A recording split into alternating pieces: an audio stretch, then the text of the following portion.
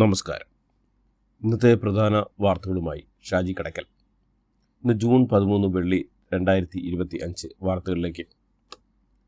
വടക്കൻ കേരളത്തിൽ ദിവസങ്ങളോളം അതിതീവ്ര മഴയ്ക്ക് സാധ്യതയെന്ന് കാലാവസ്ഥാ വകുപ്പ്. നാളെ മുതൽ 16 വരെ വിവിധ വടക്കൻ കേരളത്തിലെ ജില്ലകൾക്ക് ചുവപ്പ് മുന്നറിയിപ്പാണ്. ഇന്ന് 4 വടക്കൻ ജില്ലകൾക്ക് തീവ്ര മഴയ്ക്കുള്ള ഓറഞ്ച് മുന്നറിയിപ്പും നൽകിയിട്ടുണ്ട്. 15-നും 16-നും സംസ്ഥാനം മുഴുവൻ പെരുമഴ പെയ്യുമെന്നാണ് മുന്നറിയിപ്പ്. പ്രധാന വാർത്തകളിലേക്ക്. അഹമ്മദാബാദിലെ വിമാനാപകടം നടന്ന സ്ഥലത്ത് നിന്ന് 265 മൃതദേഹങ്ങൾ ആശുപത്രിയിൽ എത്തിച്ചതായി റിപ്പോർട്ടുകൾ. വാർത്താ ഏജൻസിയായ PTI ആണ് ഇക്കാര്യം റിപ്പോർട്ട് ചെയ്യുന്നത്. എങ്കിലും അപകടത്തിൽ എത്ര പേർ മരണപ്പെട്ടു എന്നതിൽ ഔദ്യോഗികമായ അന്തിമ കണക്കുകൾ പുറത്തു വന്നിട്ടില്ല. 230 യാത്രക്കാരും 12 ജീവനക്കാരുമാണ് വിമാനത്തിലുണ്ടായിരുന്നത്. ഇതിൽ ഒരാൾ മാത്രമാണ് അത്ഭുതകരമായി രക്ഷപ്പെട്ടത്. BJ മെഡിക്കൽ കോളേജിലെയും മേഘ നിഗർ സിവിൽ ആശുപത്രിയുടെയും റെസിഡൻഷ്യൽ ക്വാർട്ടേഴ്സുകളും ഹോസ്റ്റലുകളുമുള്ള സ്ഥലത്താണ് അപകടം സംഭവിച്ചത്. ഇവിടെയുള്ള 5 പേരുടെ മരണം നേരത്തെ സ്ഥിരീകരിച്ചിരുന്നു. എന്നാൽ കൃത്യമായ മരണസംഖ്യ പുറത്തു വന്നിട്ടില്ല. വിദ്യാർത്ഥികൾ പലരെയും കാണാതായിട്ടുണ്ടെന്ന് റിപ്പോർട്ടുകൾ ഉണ്ട്. അതേസമയം 296-ൽ ഏറെ പേർ മരിച്ചതായി റോയിട്ടേഴ്സ് റിപ്പോർട്ടിൽ പറയുന്നു. DNA പരിശോധനയ്ക്ക് ശേഷം മരണസംഖ്യ പ്രഖ്യാപിക്കുമെന്ന് ആഭ്യന്തരമന്ത്രി അമിത്ഷാ വ്യക്തമാക്കി. അഹമ്മദാബാദിൽ എയർ ഇന്ത്യ വിമാനം തകർന്നു വീണ് വിമാനത്തിലുണ്ടായിരുന്ന ഒരാളൊഴികെ 241 പേരും മരിച്ചു. രമേശ് വിശ്വാസ് കുമാർ എന്ന ആളാണ് അപകടത്തിൽ നിന്ന് രക്ഷപ്പെട്ടത്. മരിച്ചവർ ഗുജറാത്ത് മുൻ മുഖ്യമന്ത്രി വിജയ് രൂപാണിയും ഉൾപ്പെടുന്നു. പത്തനംതിട്ട സ്വദേശിയും നഴ്സുമായ രഞ്ജിത ജി നായർക്കും അപകടത്തിൽ ജീവൻ നഷ്ടമായി. സർദാർ വല്ലഭായ് പട്ടേൽ അന്താരാഷ്ട്ര വിമാനത്താവളത്തിൽ നിന്ന് പറന്നു വരുന്നതിന് തൊട്ടു പിന്നാലെ സമീപത്തുള്ള BJ മെഡിക്കൽ കോളേജ് ഹോസ്റ്റൽ കെട്ടിടത്തിലേക്ക് വിമാനം തകർന്ന് വീഴുകയായിരുന്നു. എയർ ഇന്ത്യ വിമാനം ഇടിച്ചിറങ്ങിയ BJ മെഡിക്കൽ കോളേജ് ഹോസ്റ്റലിൽ 5 വിദ്യാർത്ഥികൾ മരിച്ചതായി സ്ഥിരീകരണം. 4 മെഡിക്കൽ ബിരുദ വിദ്യാർത്ഥികളും ഒരു PG റെസിഡന്റുമാണ് മരിച്ചതെന്നാണ് റിപ്പോർട്ടുകൾ.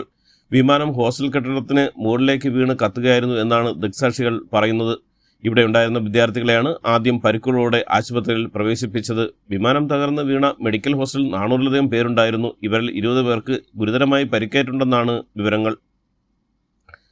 അഹമ്മദാബാദ് അന്താരാഷ്ട്ര വിമാനത്താവളത്തിലെ 23-ാം നമ്പർ റൺവേയിൽ നിന്ന് പറന്നുയർന്ന AI-171 ബോയിങ് 787 ഡ്രീം ലൈനർ ഇന്നലെ ഉച്ചയ്ക്ക് 1:32 അപകടത്തിൽ പെട്ടത്. പറന്നുയർന്ന് 625 അടി ഉയരത്തിലെത്തിയ വിമാനത്തിൽ നിന്ന് എയർ ട്രാഫിക് കൺട്രോളിലേക്ക് അപായ സന്ദേശം ലഭിച്ചിരുന്നു. പിന്നാലെ വിമാനം തകർന്ന് വീഴുകയായിരുന്നു.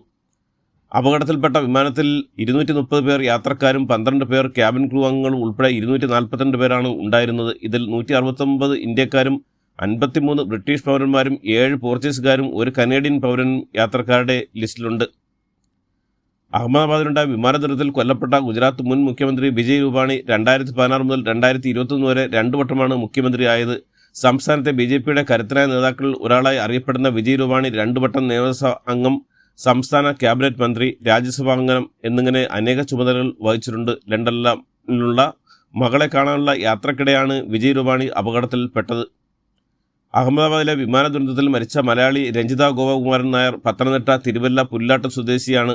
ലണ്ടനിൽ ജോലി ചെയ്യുന്ന രഞ്ജിത നാട്ടിൽ സർക്കാർ ജോലിയുടെ പുനഃക്രമീകരണവുമായി ബന്ധപ്പെട്ട് ഒപ്പിടുന്നതിന് വേണ്ടിയാണ് 4 ദിവസത്തേക്ക് അവധിക്ക് എത്തിയത്. അവധി കഴിഞ്ഞ് തിരികെ പോകുമ്പോഴാണ് അപകടം സംഭവിച്ചത്. രഞ്ജിതയുടെ മകൻ ഇന്ദുചൂടൻ 10ാം ക്ലാസ്സിലും മകൾ ഇതിക 7ാം ക്ലാസ്സിലുമാണ്. ഇവർ മുത്തശ്ശിയുടെ കൂടെയാണ് താമസിക്കുന്നത്. വിമാനാപകടത്തിൽ നിന്ന് അവിശ്വസനീയമായി രക്ഷപ്പെട്ട വിശ്വാസ് കുമാർ കഴിഞ്ഞ 20 വർഷമായി ലണ്ടനിലാണ്. ഇദ്ദേഹത്തിൻ്റെ ഭാര്യയും കുട്ടിയും ലണ്ടനിലാണ് ഉള്ളത്. ബ്രിട്ടീഷ് പൗരത്വമുള്ള വിശ്വാസ് കുമാർ സഹോദരനായ അഞ്ജയ് കുമാറിനൊപ്പമാണ് ലണ്ടനിലേക്കുള്ള എയർ ഇന്ത്യ വിമാനത്തിൽ യാത്ര ചെയ്തിരുന്നത്. കുടുംബാംഗങ്ങളെ സന്ദർശിക്കാനായാണ് വിശ്വാസ് കുമാറും സഹോദരനും ഏതാനും ദിവസങ്ങൾക്ക് മുമ്പ് ഇന്ത്യയിൽ എത്തിയത്. തുടർന്ന് തിരികെ ബ്രിട്ടനിലേക്ക് മടങ്ങുന്നതിനിടെയായിരുന്നു അപകടം. അഹമ്മദാബാദിലെ വിമാന ദുരന്തം ഹൃദയഭേദകമെന്ന് പ്രധാനമന്ത്രി നരേന്ദ്രമോദി. രാജ്യത്തെ ആകെ ഞെട്ടിച്ച ദുരന്തത്തിൽ അതീവ ദുഃഖമുണ്ടെന്നും വാക്കുകൾക്ക് അതീതമായ അവസ്ഥയാണെന്നും പ്രധാനമന്ത്രി തൻ്റെ എക്സിൽ കുറിച്ചു. ഗുജറാത്തിലെ സർദാർ വല്ലഭായ് പട്ടേൽ അന്താരാഷ്ട്ര വിമാനത്താവളത്തിൽ നിന്നും പറന്നുയർന്ന് മിനിറ്റുകൾക്കകം തകർന്നു വീണ എയർ ഇന്ത്യ വിമാനം പറത്തിയിരുന്നത് പരിചയസമ്പന്നരായ പൈലറ്റുമാർ. ക്യാപ്റ്റൻ സുമീത് സബർവാളും ഫസ്റ്റ് ഓഫീസർ ക്ലൈവ് കുന്ദറുമായിരുന്നു പൈലറ്റുമാർ. വിമാനം പറന്ന ഉടൻ തന്നെ പൈലറ്റുമാർ അപായ സന്ദേശം നൽകിയിരുന്നു. എയർ ട്രാഫിക് കൺട്രോളിൽ നിന്നും തിരിച്ച് ബന്ധപ്പെടാൻ ശ്രമിച്ചെങ്കിലും അതിനുമുമ്പ് വിമാനം തകർന്നു വീഴുകയായിരുന്നു. ഗുജറാത്തിലെ അഹമ്മദാബാദിൽ എയർ ഇന്ത്യ വിമാനം തകർന്നു വീണുണ്ടായ ദുരന്തത്തിൽ കണ്ണീരൊപ്പൻ ഇന്ത്യക്കൊപ്പം ലോകവും. ഇന്ത്യയെ നടുക്കിയ ആകാശ ദുരന്തത്തിൽ വേദന പങ്കുവച്ച് ലോക നേതാക്കൾ രംഗത്തെത്തി. 241 പേർക്ക് ജീവൻ നഷ്ടമായ വിമാന ദുരന്തത്തിൽ അനുശോചനം അറിയിച്ചും ഇന്ത്യക്ക് പിന്തുണയുമായി ഐക്യദാർഢ്യവുമായി Russian president Vladimir Putin, British പ്രധാനമന്ത്രി Keir Starmer, Ukraine president Vladimir Zelensky തുടങ്ങിയ നിരവധി ലോക നേതാക്കൾ രംഗത്തെത്തി. യൂറോപ്യൻ യൂണിയനും വിമാന ദുരന്തത്തിൽ ഇന്ത്യയെ ആശ്വസിപ്പിക്കാനെത്തി. ഇന്ത്യയിൽ നടന്നത് ലോകത്തെ തന്നെ ഏറ്റവും വലിയ ദാരുണമായ വിമാനാപകടമാണെന്നാണ് അമേരിക്കൻ പ്രസിഡന്റ് ട്രംപ് അഭിപ്രായപ്പെട്ടത്. ഈ സാഹചര്യത്തിൽ അമേരിക്കയ്ക്ക് നൽകാൻ കഴിയുന്ന എല്ലാ പിന്തുണയും വാഗ്ദാനം ചെയ്യുമെന്നും ട്രംപ് പറഞ്ഞു. അഹമ്മദാബാദിൽ വിമാനാപകടം ഉണ്ടായ സ്ഥലം സംബന്ധിച്ച് കേന്ദ്ര ആഭ്യന്തരമന്ത്രി അമിത്ഷാ കേന്ദ്ര സർക്കാരും സംസ്ഥാന സർക്കാരും ഒന്നിച്ച് നീങ്ങുന്നുവെന്നും സാധ്യമായ എല്ലാ ഇടപെടലും നടത്തുമെന്നും അദ്ദേഹം ഉറപ്പു നൽകി. DNA പരിശോധന നടത്തി മൃതദേഹങ്ങൾ വിട്ട് നൽകുമെന്നും പ്രധാനമന്ത്രി സ്ഥിതി വിലയിരുത്തിയിട്ടുണ്ടെന്നും അമിത്ഷാ അറിയിച്ചു. എയർ ഇന്ത്യ വിമാനം അപകടത്തിൽപ്പെട്ട അഹമ്മദാബാദിലേക്ക് ഇന്ന് പ്രധാനമന്ത്രി നരേന്ദ്രമോദി എത്തും. അപകടം സംബന്ധിച്ച് ടാറ്റ ഗ്രൂപ്പ് ചെയർമാൻ N ചന്ദ്രശേഖറുമായി പ്രധാനമന്ത്രി സംസാരിച്ചു. സംഭവത്തിൽ ഞെട്ടൽ രേഖപ്പെടുത്തിയ വ്യോമയാന മന്ത്രി റാം മോഹൻ നായിഡു വിദഗ്ധ സമിതി രൂപീകരിച്ച് അപകടത്തിന്റെ കാരണങ്ങൾ പരിശോധിക്കുമെന്നും കേന്ദ്ര വ്യോമയാന മന്ത്രി അറിയിച്ചു. വ്യോമയാന സുരക്ഷ ശക്തമാക്കാനുള്ള വഴികൾ സമിതി നിർദ്ദേശിക്കുമെന്നും മന്ത്രി പറഞ്ഞു. അഹമ്മദാബാദിൽ എയർ ഇന്ത്യ വിമാനം തകർന്നുകൊണ്ട് കൊല്ലപ്പെട്ടവരുടെ കുടുംബങ്ങൾക്ക് ടാറ്റ ഗ്രൂപ്പ് ധനസഹായം പ്രഖ്യാപിച്ചു. മരിച്ചവരുടെ കുടുംബങ്ങൾക്ക് 1 കോടി രൂപ വീതമാണ് ധനസഹായം നൽകുക. പരിക്കേറ്റവരുടെ ചികിത്സ വഹിക്കുമെന്നും അപകടത്തെ തുടർന്ന് തകർന്ന മെഡിക്കൽ കോളേജ് ഹോസ്റ്റൽ കെട്ടിടം പുനർനിർമ്മിക്കുമെന്നും കമ്പനി വ്യക്തമാക്കി. അഹമ്മദാബാദിൽ നിന്ന് പറന്നു വരുന്നതിന് തൊട്ടു പിന്നാലെ എയർ ഇന്ത്യയുടെ വിമാനം തകർന്ന റിപ്പോർട്ടുകളെ തുടർന്ന് വിമാന നിർമ്മാതാക്കളായ ബോയിങ്ങിന്റെ ഓഹരികളിൽ കനത്ത ഇടിവ്.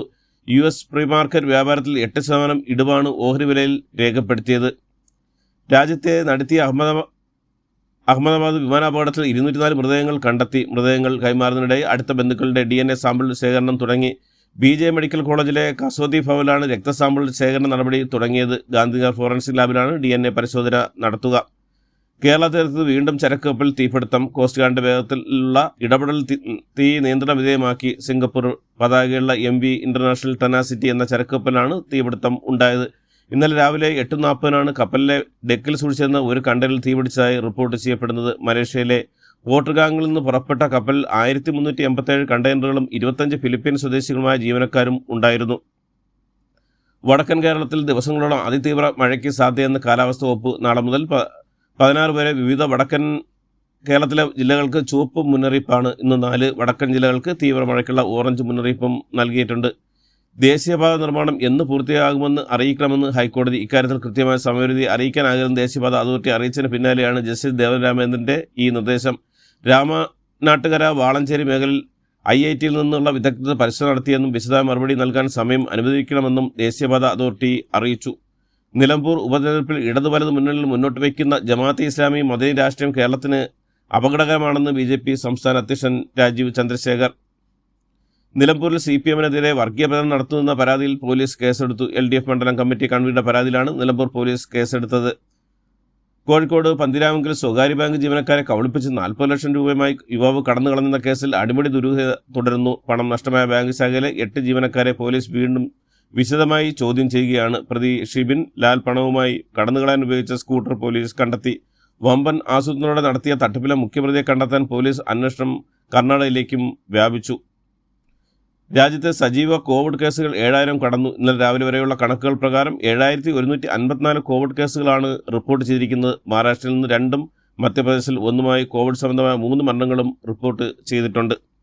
മേഘാലയയിലെ ഹണിമൂൺ കൊലപാതകത്തിൽ പ്രതിയായ സോനമടക്കം പ്രതികളുടെ ചോദ്യം ചെയ്യൽ തുടർന്നു. 8 ദിവസത്തെ കസ്റ്റഡിയിലാണ് പ്രതികളെ പോലീസ് വിട്ടത്. ഗ്രൂപ്പ് 7 രാജ്യങ്ങളുടെ ഉച്ചകോടിയിലേക്ക് സൗദി കിരീടാവകാശിയും പ്രധാനമന്ത്രിയുമായ അമീർ മുഹമ്മദ് ബിൻ സൽമാന് ക്ഷണം. കാനഡയിലെ കാനാനാസ്കിൻസിൽ ഈ മാസം 15 മുതൽ 17 നടക്കുന്ന ഉച്ചകോടിയിൽ പങ്കെടുക്കാൻ കനേഡിയൻ പ്രധാനമന്ത്രിമാർക്കാണ് കാർണിയാണ് ക്ഷണിച്ചത്. ആക്സിയം ദൗത്യം ഇനിയും വൈകുമെന്ന് അറിയിപ്പ്. ഈ ആഴ്ച വിക്ഷേപണം ഉണ്ടാകുമെന്ന് ഇസ്രോ അറിയിച്ച്. ബഹിരാകാശ നിലയത്തിലും പ്രശ്നമുണ്ടെന്നും നിലയത്തിലെ റഷ്യൻ മോഡ്യൂളിൽ മർദ്ദവ്യതിയാനം അനുഭവപ്പെടുന്നുണ്ടെന്നും എന്താണ് കുഴപ്പമെന്ന് കണ്ടുപിടിക്കാനുള്ള ശ്രമം നടക്കുമെന്നും ഇസ്രോ വിശദമാക്കി. ലോക ടെസ്റ്റ് ചാമ്പ്യൻഷിപ്പ് ഫൈനൽ ആവേശകരമായ അന്ത്യത്തിലേക്ക്. 4-43 നിലയിൽ 2ാം ദിനം പുനരാരംഭിച്ച ദക്ഷിണാഫ്രിക്ക 138 പുറത്തായി. തുടർന്ന് 2ാം ഇന്നിംഗ്സ് ആരംഭിച്ച ഓസ്ട്രേലിയ 2ാം ദിനം അവസാനിക്കുമ്പോൾ 114-8 എന്ന നിലയിലാണ്. നിലവിൽ ഓസ്ട്രേലിയയ്ക്ക് 212 റൺസിന്റെ ലീഡാണ് ഉള്ളത്. UPI ഇടപാടുകൾക്ക് മർച്ചന്റ് ഡിസ്കൗണ്ട് റേറ്റ് ചുമത്തണമെന്ന റിപ്പോർട്ടുകൾ അടിസ്ഥാനമില്ലെന്ന് കേന്ദ്രം. 3000 രൂപയ്ക്ക് മുകളിലുള്ള ഇടപാടുകൾക്ക് ഫീസ് ഈടാക്കുമെന്ന റിപ്പോർട്ടുകൾ തള്ളി ധനകാര്യ മന്ത്രാലയമാണ് രംഗത്തെത്തിയത്. ഇതോടുകൂടി ഇന്നത്തെ വാർത്തകൾ കഴിയുന്നു. എല്ലാവർക്കും നന്ദി, നമസ്കാരം.